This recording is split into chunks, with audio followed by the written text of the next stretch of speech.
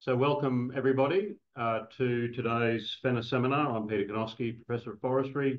Welcome you all, colleagues from ANU and elsewhere, and particularly welcome our guests, Professor Mohammed Hussain, who's Vice-Chancellor at Kelowna University in Bangladesh, and his colleague Zakir Hassan, who tells me he's retired, but that seems not to be consistent with what he spends his time doing. And let me begin by acknowledging the traditional owners of the country that we meet on, the Ngunnawal and the Ngambri peoples, and pay our respects to their elders, past and present. We're talking today about mangroves, or I'm just talking today about mangroves, and we'll have a discussion about mangroves. It's so interesting to think about the belated acknowledgement of the significance of mangroves globally. I think we've seen over the last decade belated recognition of their significance in terms of carbon stocks, in terms of biodiversity, in terms of the resilience of coastal ecosystems, and nowhere are the mangrove ecosystems better represented than in the Sundarban in Bangladesh. And many of us who've been educated in forestry departments around the world, they're like a sort of defining benchmark to understand the significance of the Sundarban and the services that they provide, the challenges to their ongoing management, and also the management regimes that have been developed in the Sundarban, including by Mohammed and Zakir and their colleagues. So we're very pleased to have you here today, Mohammed, to talk to us, and Zakir as well. They're here, Mohammed and Zakir are here as part of a tour of the mangroves of Australia. And Canberra being a well-known mangrove location. Marilyn Ball, thanks for joining us. But more seriously, Mohammed and Zakir are working with Nora DeBow, the ACR Forestry Program Manager, whom I also welcome, to develop a joint research project supported by ACR, looking at management of the Sundarban and what we in Australia can learn from that. So I'm pleased that they survived the crocodiles of North Queensland, where they were on their way here. And I welcome Mohammed. He's by background a wood technologist, but I think it's proof that wood technologists can do anything and become mangrove ecologists. And so, as well as those disciplinary specialisations and background, Mahmood is currently the Vice-Chancellor of his university. You can tell he looks like a Vice-Chancellor when he comes up and stands here. So he's carrying those very heavy administrative responsibilities, as well as continuing his research and teaching. And we welcome you very much here to the Fenner School. Thanks a lot for joining us.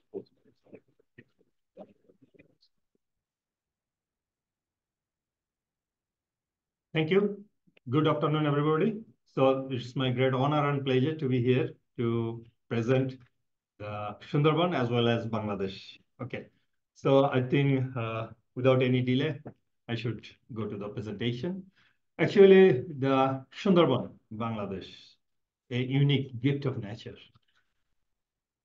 In my presentation, I would like to show you how it becomes the unique gift of nature. And before starting my presentation, the Sundarbans, how the name is derived, Sundarbans. You see, in Sanskrit, there is a one word, samandar, that means sea.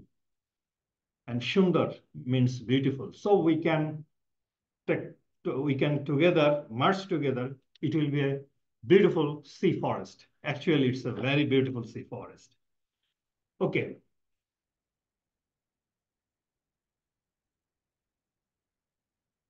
I think this is not work eventually. Of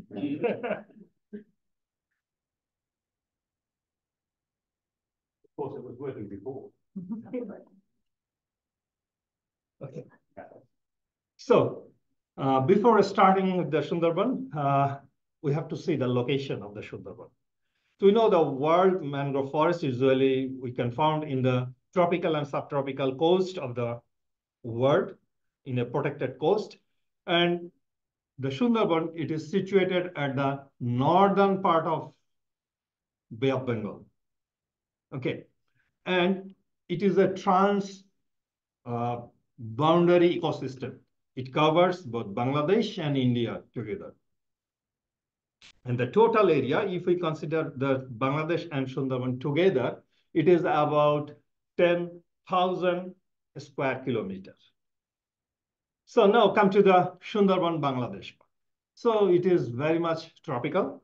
So its extent, you can see the 21 degree, 31 minute north to 22 degree, 30 minutes north to 89 degree to 90 degree its latitude. So temperature and all the things is very much tropical. The total area is 6,017 square kilometer. That means it is about 60% of the total Sundarban. And if we consider about the globally, the Sundarban, it contributes 4% of global mangrove area. At the same time, it covered 4.1% of the Bangladesh land area. And in terms of Bangladesh forest cover, it is about 38.12%. And you know, with the unique gift or unique composition of flora and fauna and all the resources, it is noticed as a 560 number Ramsar site and 798 World Heritage Site. And at the present moment, the Sundarban, the 52% area of the Sundarban is under the sanctuary area. So it means most of the Sundarban is the protected. So come to the physical and chemical condition, climatic condition of the Sundarban. The Sundarban, you know, the Bangladesh is a deltic country, so the elevation is quite low. It is the Sundarban elevation is 0.9 to 2.1 meter from above sea level, and the soil is silty, clay loam, and organic matter it varies 0.2 to 3.3%. And the soil salinity, it also varies with the seasons. It varies from 2 to 4.5 decisimel, and soil pH is alkaline. And water salinity also varies with the seasons. And during the wetter season, we found the water salinity is 0.5 to 9 ppt. And in the dry season, it rises up to the 4 to 28 ppt during the dry season. And the temperature is very much tropical, and relative humidity 70 to 80%, and annual rainfall 1,640 to 2,000 millimeter, and wetter season July to September because it is in the northern hemisphere, and in the driest in the December to February.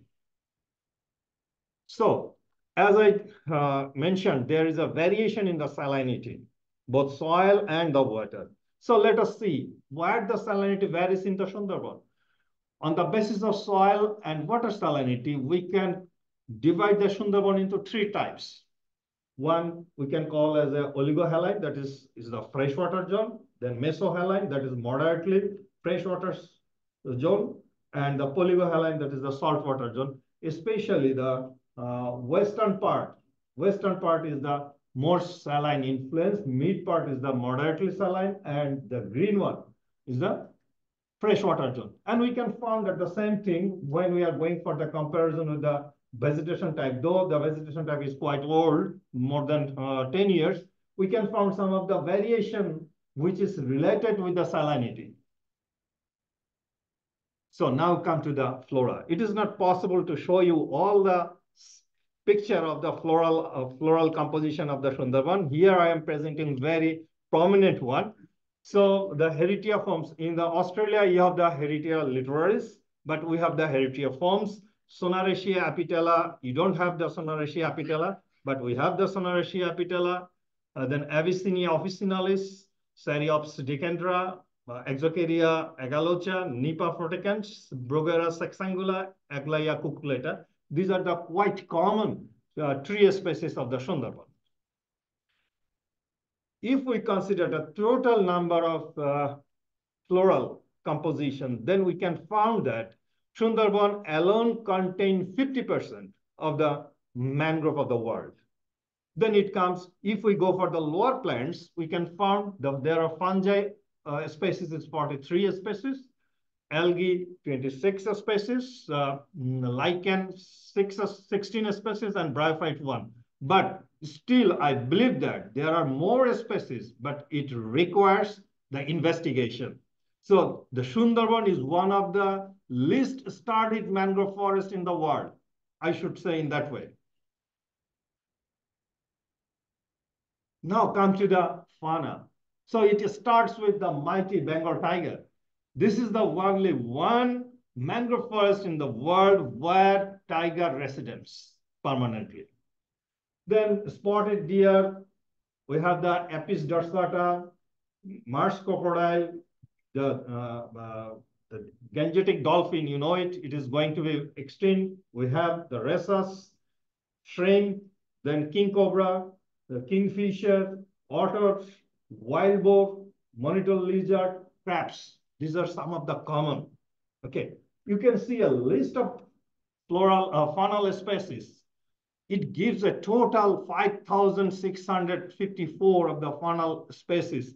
Yet at that moment, what we have. But I believe that species will goes up because there are the insect, a lot of insect still undiscovered. Insect species. So now come to the forest resources. So forest resources, we have the two types of forest resources, timber resources and the non-timber resources. At the beginning, the timber resources, there are the 6 major timber species of the Sundarban, which are the high quality of wood quality. That is the Heritiiformes, Sonaraceae apitella, Xylocarpus micongenesis, Abyssinia officinalis, Exocaria, Bruguera. And we have some of the fuelwood species as well. That is the Stereops, Dicandra, Hibiscus, and Senoetra. But one thing I have to tell you, that is the all sort of the timber harvesting has been banned since 1989. Previously, we struck the Exocaria agalosa for the newsprint mill, which is established very close to the Sundarban. That is the divisional headquarters of Khulna. Now come to the non-wood forest product. Yes, the non-wood forest product. Sundarban is very rich in non-wood forest product. There are about 25 of non-wood forest product. And that forest product, some are the conventional and some are the non-conventional. So there are a lot of, and in case of the conventional plant resource, aquatic, honey, and bee works, there's very fantastic honey we usually produce from the Sundarban. And non-conventional, that is the edible fruit, vegetable, tannin and dye, perfume and chemicals, herbal medicine, cord and ropes. These are the non-conventional. Now come to the community dependence on the Sundarban. I think I have to add few words before going to the slide. So the long years ago, before the, I think 100 years BC, people are used to depend on the Sundarban resources for their daily need and for their livelihood. And in the Sundarban area, sometimes it is populated, sometimes we found the depopulation as well. So this is a very long history of the people dependency on the Sundarban for their livelihood. And you can see a quite good number of professions we can find. Some of the fisher folk, some of the fry collector, some of the medicinal plant collector, some shelf and craft collector, thatching collector, boatman, honey, and wax collector. But one thing is very interesting. That is, a people round the year, he can be, in one time he can be craft collector. After 2 months after, he becomes the honey collector. So there is a multiple of the livelihood, they are engaged themselves with the Sundarban resources. And you can see the dependency, not only the dependency of the Sundarban, nearby Sundarban people on the Sundarban resources, but if we consider about the 3 types of resources, then we can see from the Sundarban to the inland, there are about 20 kilometers, we can find the people there depends on the Sundarban resources, and that resources is the fisheries resources, and that is very important and significant part. So there are the different activities. You can see the people here collecting the fish fry, especially the tiger prawn, tiger shrimp fry, and you see how many boats. They're all the people, they're collecting the fish fry. So these are the fish drying. There's the people are collecting the honey. They're collecting the hatching material. So is some, again, some of the slides, you see how they collect the nipa leaf, collection, crab collector, and the people, even the women, rural women who are living beside the Sundarban, they are also involved in collecting the fry. So now I come to the modern time. That is the tourism. With the people's growing economy, people used to be luxurious to visit because we are talking about Bangladesh. Okay, so now the moment you can see one thing. In the year of 2001 to 2002 and 2018 to 2019, how the number of tourists has increased, both the foreign tourists and the local tourists. That indicates Sundarban has a very good attraction, both the national and international tourists. And we have a very good setup in boat, houseboat. So I think some of the people, if you are interested, you can go and see the Sundarbans. And it is really, at that moment, it is one of the major sources of revenue income of the Sundarban Forest Department. So now come to the ecological services of the Sundarban. At the beginning of the session, Peter, he already mentioned some of the ecological services of the mangroves. Let us see what are the ecological services we can get from the Sundarban. You know, as a country where the Bangladesh is located, it is at the top of the funnel of Bay of Bengal. So Bay of Bengal is one of the important area for cyclone grooming. And when the cyclone is grooms and cyclone is created, it should be passed through the Sundarban and other part of the coastal areas of the Bangladesh. So this Sundarban protect the people and their household and their crop and their properties from the super cyclone. So that's why we put it the first priority, that is the protection against tropical cyclone, tidal surges, and riverbank erosion. Then it comes storage of organic matter and carbon. Nowadays, we are talking about a lot with the carbon. And we know that mangrove usually store a huge amount of carbon in the below ground. It comes the recycling of nutrients. Then water catchment and groundwater recharge and maintenance of the biodiversity and genetic resources of the related ecosystem. Then it comes linked with the fisheries, that is the nursery, breeding and feeding ground of aquatic resources. In the other hand, we can find that it entraps sediment and reclamation of the topsoil. I want to add one additional point here. We know that Bangladesh is situated on the Bay of Bengal, and it is a deltic country, and two mighty rivers flowing over the Bangladesh. One is the Ganges, another is the Brahmaputra. That two river carries enormous amount of fresh water and the sediment.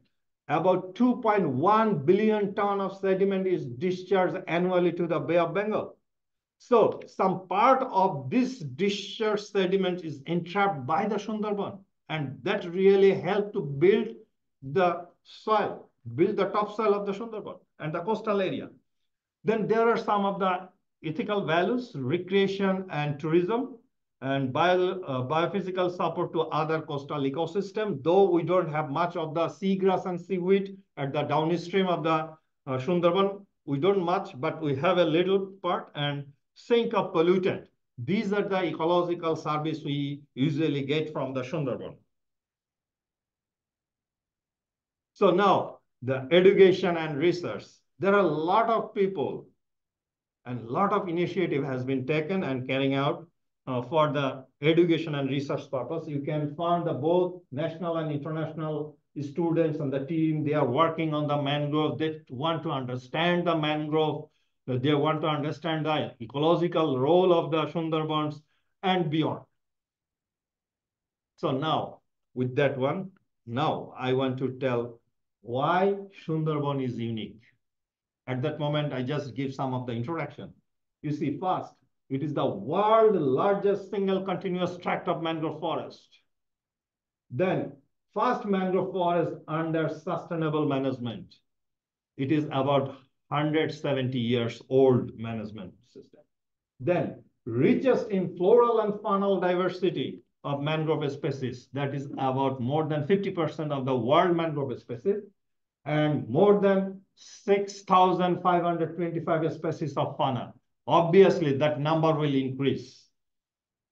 Then composition is very different compared to the other mangrove species because in the other mangrove species around the world, most of the mangrove is dominated by rhizosphoraceae.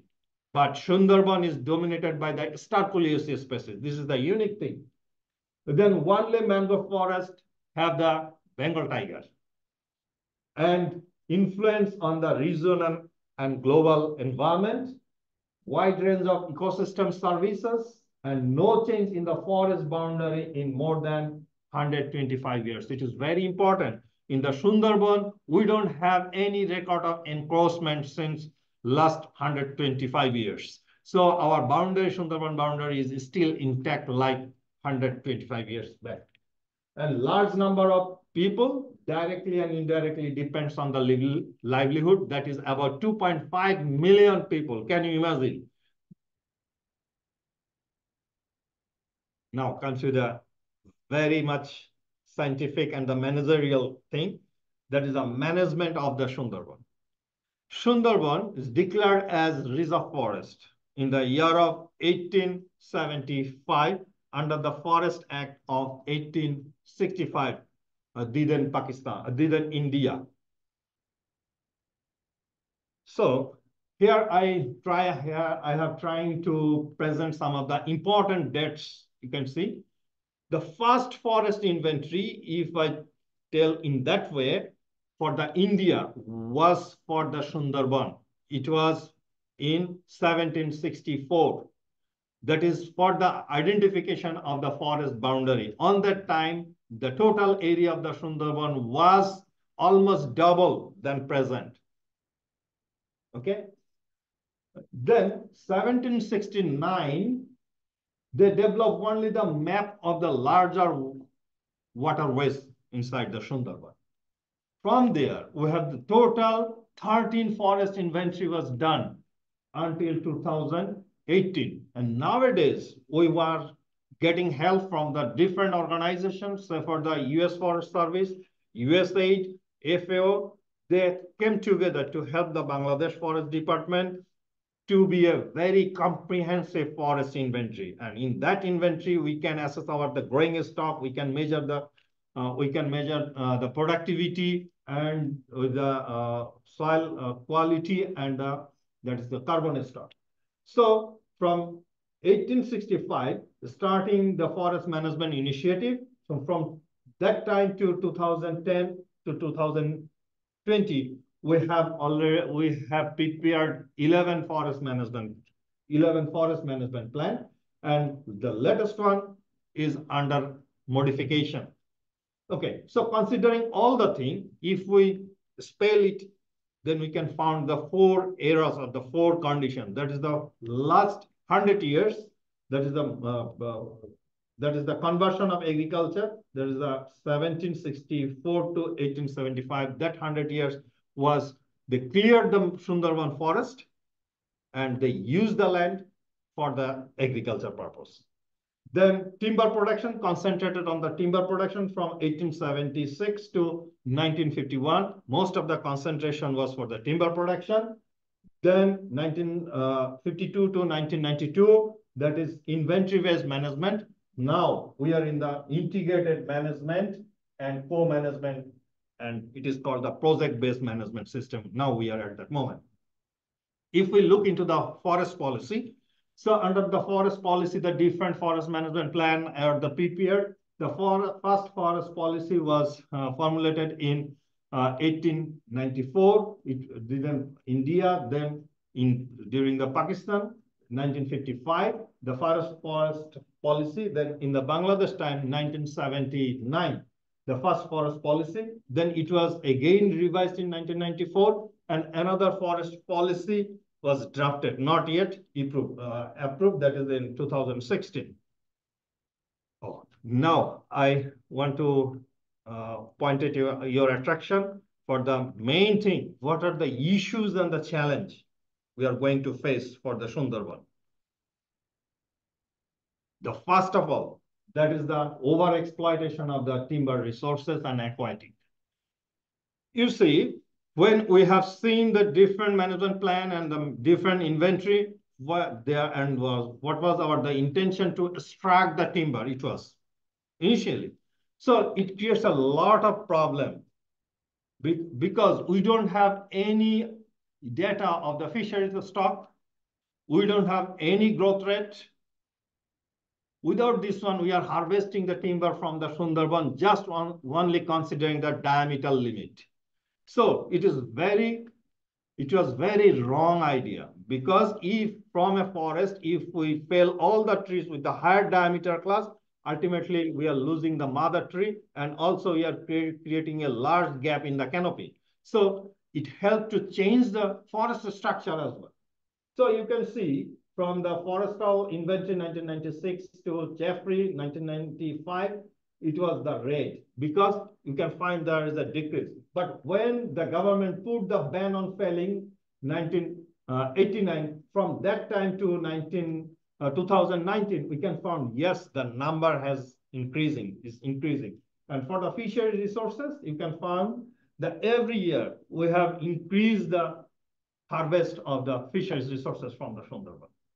So now come to the vegetation change, because just now I have finished the over-exploitation. One of the major thing over there, that is we are selecting the major tree species with higher diaclass.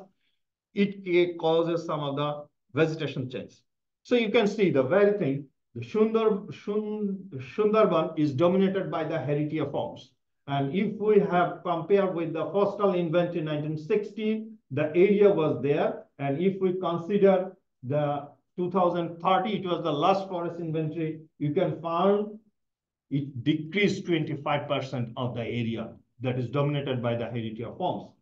So what is increasing? Exocaria agallosa is increasing significantly. And also Seriops decandra is increasing. That means Sundari is replacing. Sundari is removing from the Sundarbans. And in that time, the heritage in that time, Exocaria agallosa and Seriops decandra are taking place over the Sundari. Now, Sundarban there is not a single seedling we plant over there. It is naturally regenerated. So there we found a very poor natural recruitment of the major species. And you can see there is a different statistics. They give the continuous decreasing of the seedling number. Why it happened? Here is another gap. Is that all the data what we have generated, that is come from the nested plot. And the major objective of the forest inventory not to concentrate on the natural regeneration, only concentrate on the forest stocking. So they collect the information from the nested plot and they present it as in that way. So there is another major resource gap is there, because in the mangrove, we know very well there are a lot of factors we have to consider when we go for the natural regeneration study. So the reduce in growth rate, you see the heritage forms from 1960 to 70, its growth rate is 0.18, and in the year 2000 it is 0.13. That means growth rate also decreasing. It indicates the habitat condition of the Sundarban is decreasing, or it is degraded for the heritage forms. But in other case, you can see for the Sonaresia, the growth rate is increasing. So it is interesting. So we don't have much of the information Now, why it is happening? What are the drivers behind this? There is not much of the information. So we can say in that way, the habitat of the Sundarban has become favorable for Exocheria agalosa, Cereus decandra, and Sonaresia pitala. But we don't know why. We need to find the answer why it is happening. So poaching of deer and wildlife trafficking. You know, we have one country who used to collect all the things. I don't mention the name of the country. They used to take all the things from everywhere. They want to get the medicine. They want to have a lot of things they want to do. So there are the international, some of the trading, illegal trade is happening. But we have some of the poaching activities in the Sundarban. And in the deer per year is the 24, if we go for the average, per year 24 deer was killed or poached. And in case of the tiger, now it is an average of 3 tiger per year. This is the poaching record. Then it comes reduction, influx of fresh water, diversion, and withdrawal. This is very interesting. Everyone, we know that the mangrove, they can tolerate saline water, but they don't love it. Okay, so, and mangrove usually grow in abundant delta. That is also true, but it requires the continuous flow of some sort of fresh water. But nowadays, what we are facing, that is the Sundarban is behind of fresh water. And this is not a present story. You can see the one of the citation from the Trafford in 1911 and Curtis 1933. They reported that on that time, the salinity of the Sundarban is increasing. But what is the reason on that time? If we look into the history, we can find that during the 12th century, there is a neotectonic movement of the Indian plate. For that neotectonic movement, it happened, somebody telling in that way, that is the, there are some of the diversion of the major river, that is the Ganges, is shifted to the eastern side. So the connection with the Ganges to the Sundarban, some of the rivers that is going to be disconnected and silted up. It can be one of the reasons. But another story is there. During 1975 in India, there is a Farakka barrage and they are withdrawn the fresh water. So it again make the situation more complex. After that, you know that the Bangladesh is a highly populated country and agriculture-based economy. So for the agricultural production, you draw the fresh water from the upstream for the irrigation project. That added another problem for the supply of the fresh water. So all together, actually, it creates a tremendous pressure on the Sundarban ecosystem. And for your understanding, I presented one graph is here. That is the how some of this is the 4 mangrove species, how the response with the salinity, how their germination responds with the salinity. And we can find that this species, Agaila amura cuculata, we didn't find any germination after 20 ppt. So it can be said in that way, if the salinity of the Sundarban is rise above the 20 ppt, so we probably going to lose the species from the Sundarban. Embankment construction. Again, I have to look into the history because during the 1764, when the British regime in India, during that time, they cleared the Sundarban and they used the southern part of the Bangladesh as a political frontier. And they cleared that area and they put the land to some of the landholder. It is called the Jamindar, and they used to earn tax from the Jamindar. And what the Jamindar they did, they cleared the mangrove forest and they give to the general people to cultivate. But they didn't consider the tidal inundation. When they're going to the very close to the Sundarban periphery, at that moment, they're facing the tidal inundation. Due to the tidal inundation and the saline water, the agriculture is not no more sustainable. Then they go for the construction of the earthen embankment. This is the history of the embankment construction in Bangladesh at the northern side of the Sundarban. So it is about the 250 years back.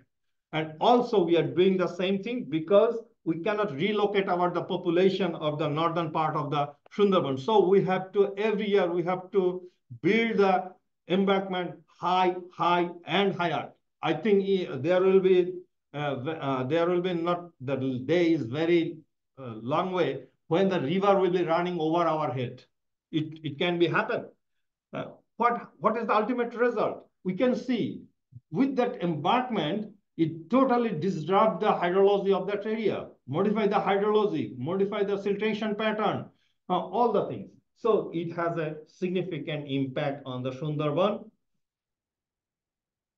Then increased movement of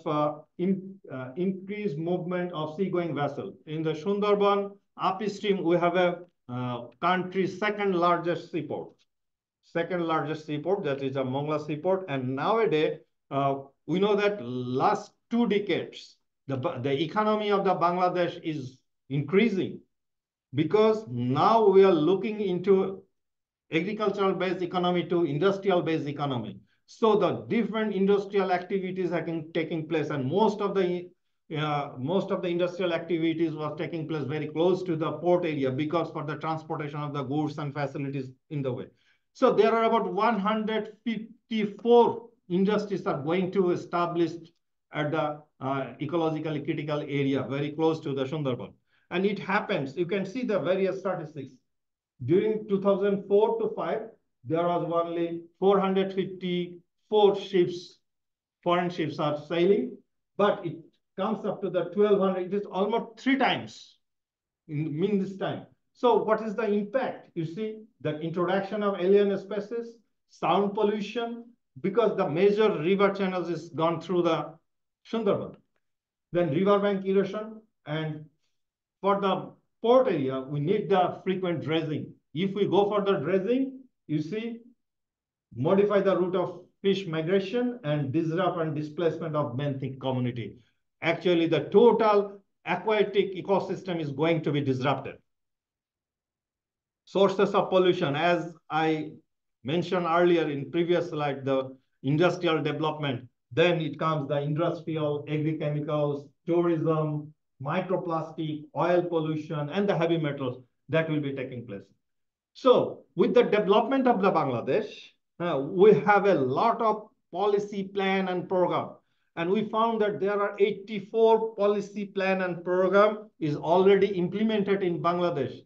And among that, 10 policies plan and program going to directly and negatively impacting the Sundarban ecosystem. And some of that I mentioned is here. I am not reading out all because I think I am already behind the time.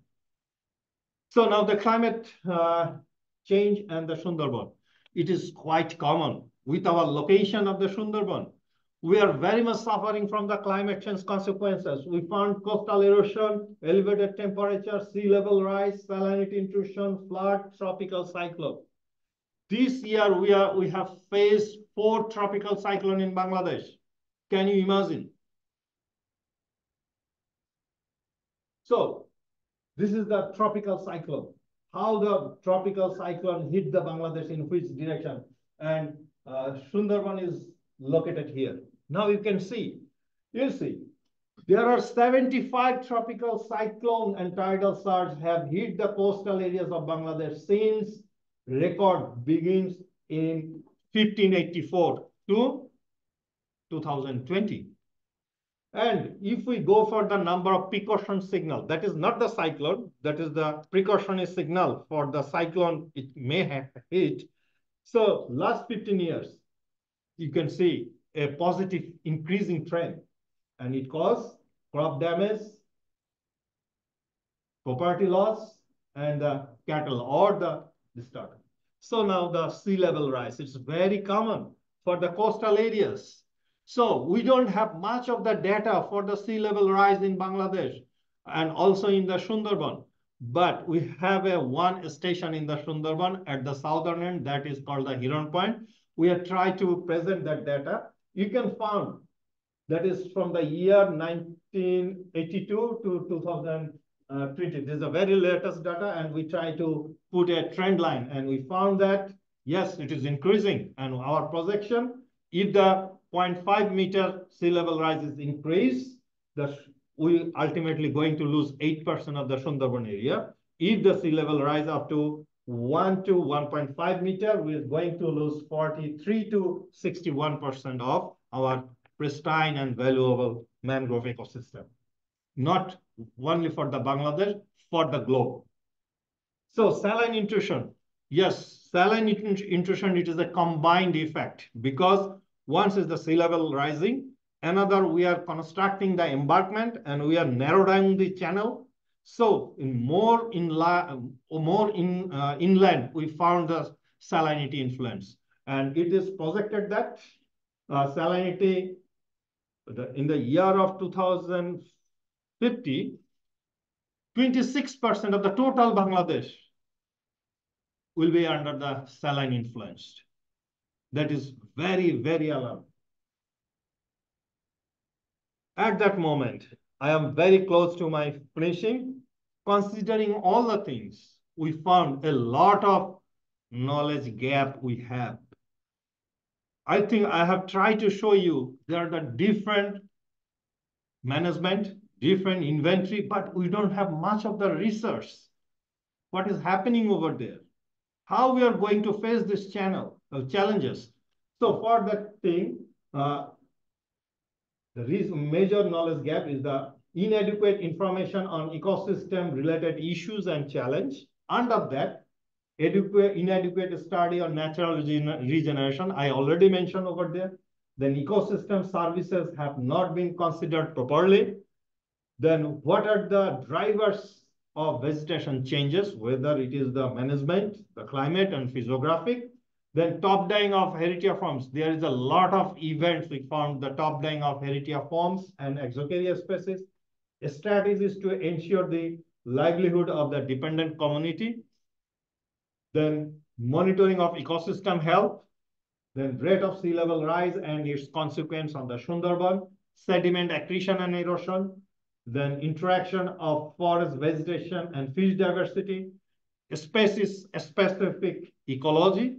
Then change in floral phenology in relation to temperature.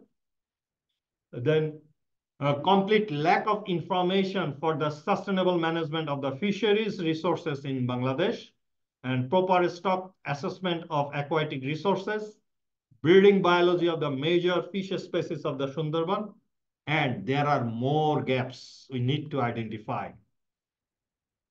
In conclusion, research is only the way to understand the proper valuation and consideration of conservation of the dynamic ecosystem of the Sundarban. So what we need, although there are many national and international research efforts, currently it requires more robust research involving different countries, organization and sector, because Sundarban is a transboundary ecosystem which contribute globally. Thank you all, and thanks for your patience and hearing me a lot and allow me to, such a thing. That's fascinating, and intersection between history, thinking about management plans from 1795, wherever it is, about contemporary pressures, and about the future and how those will intersect in that very important ecosystem. So thank you very much. Sounds like there's quite a lot to do from a single ACR project, but I know that glad that you're up to it. We've got about 10 minutes for questions around the room, and then we'll break, and I think Mahmood and Zakia are able to stay and have a bit of an informal chat as well. Anybody want to ask any questions formally or make any suggestions based on what you've heard? Sure. Hi. As you said that from 1964, the area of Sundarban is decreased like Not 1964, 1764. Is there any possible like highest cause to get rid of the area of the Sundarban? My first question, and my second question is, do you think is there any influence of the global warming to which can hinder the getting of fresh water in the Sundarban? Okay, I'm coming to you the first question. Actually, we have to think about the situation during the 1764. During that time, the British, they took the control over the India, and they considered the mangrove as a dirty place, lot full of mosquitoes. So clear it and create more agricultural land. And in my presentation, I already mentioned they use as a political frontier of the Sundarban. And not only the political frontier, we also found the cultural frontier as well, because on that time there are the different, you see, the religions, they're taking place to disseminate their religion. That is one thing. And economic frontier, they use the land area for the agriculture. So in connection with that three frontiers, actually we lose a mangrove forest a lot during the time. This is one first question. In the second question, in the global warming, yes, global warming is not happening. It's happened. It is the reality. So we found that, yes, in the Sundarban, the flowering and the flowering time has changed.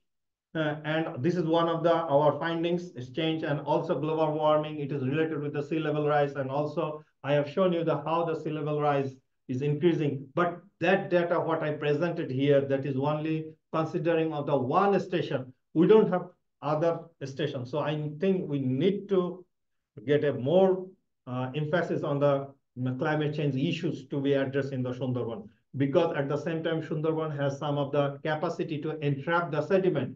So if the sediment accretion and sea level rise rate, if it is in the equilibrium, there will be no problem. If the sea level rise rate is higher, then it will be a problem. So there are a lot of gaps, a lot of questions we have, but we don't have the answer yet. So that's why in my conclusion, I ask the support from all the people of the globe who are very much interested with the research. Thank you. First, yeah, and then thanks. It's very impressive about the mangrove forest here. I have a question about, is there any long-term monitoring system in the mangrove forest in this place? Okay. Or any research station in this mangrove forest, and is there any restriction for the foreigner getting into this national reserve? Okay.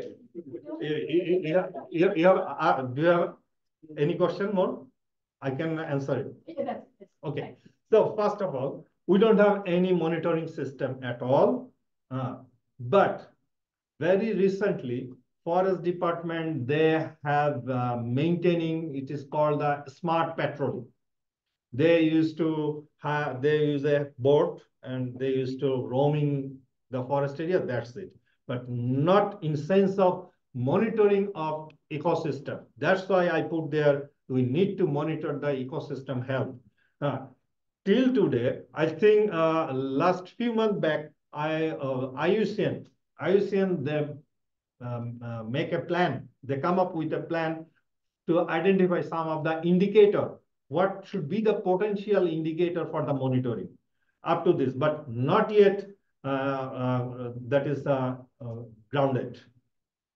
Okay, and being a foreigner, you don't have any restriction to go into the forest unless you have to pay more than the Bangladeshi, because they are nothing. And if you want to go, if you want to do the research, yes, you need the permission from the Bangladesh Forest Department, as well as you have to involve some of the researchers in Bangladesh who will help you to go through. Is it true that tigers prefer to eat foreign researchers? Nobody else? No. Thank you for that very very interesting presentation about a very unique ecosystem. Thank you so much.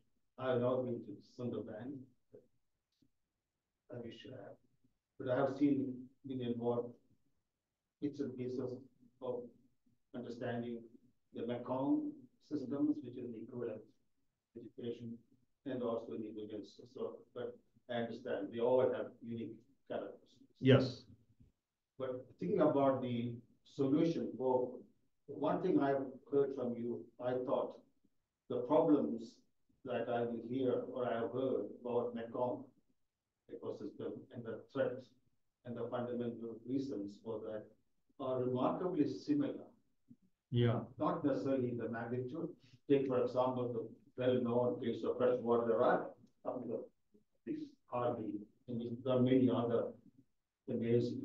There's also a sort of somewhat unconvincing repertoire that for me, that's my personal view of the solutions and the pathway forward. And one of my common complaints, if you like, among good friends, is that the central and the most common thing I find is the inadequate attention in the real form given to the livelihood options of people living there. That's one of the 9 criteria you cited is one of the many research topics you cited. But I certainly not want that by CO or ACR, I don't understand that. But it's a single biggest one. And many of the solutions suggested, if I may say, including your own one, I describe them as romantic notions. The non-timber forest product is a classic example. It's academically very interesting. It's cited them as 30% of income, but 30% of $1.50 or $2, you got to have a lot of money. So scientists use percentage summation to come up with this amazing impact. That's not a reality in Mekong, nor in Indonesia, nor elsewhere that I have seen, or not even parts of India, but I just need to something. So I just wanted to ask you, should Bangladesh or such society give much higher importance in the priority in creating alternative livelihood options, which are free of romantic notions of the donor agencies? Okay, thank you. So I think I have some answer for you, not all, but some answer. Yes, the Bangladesh Forest Department and the Bangladesh government, they realize that if they want to manage the Sundarban, they have to reduce the people pressure. Okay, for that reason, they have taken a lot of income generating alternative AIG. We call the AIG alternative income generating activity for the vicinity people who are living very close to the Sundarban. And I think it works. I cannot tell you it works 100%, but it works. It works. And a lot of alternatives, they come up with a lot of alternatives, and it is very much sure that all the alternatives will not work simultaneously, but in some of the alternatives, really it works. And it is going on. That's an interesting and important point. I'm just noticing the alternative livelihood activities going outside in the courtyard there. Keep us fed from the Fenner School garden. I'm conscious of the time, and it'd be good to, I think, have a chance for informal discussion. So I might wrap the formal quick Q&A up there with that reflection from Sundarban. Thanks, Sundarban, for that point. Sundarban's a reformed ecologist, I'd like to point out. Once upon a time, he didn't think about people, but now he does, and I'm really happy about that. Mahmood, Zakia as well, we welcome again you both. We thank you for fitting us into your schedule.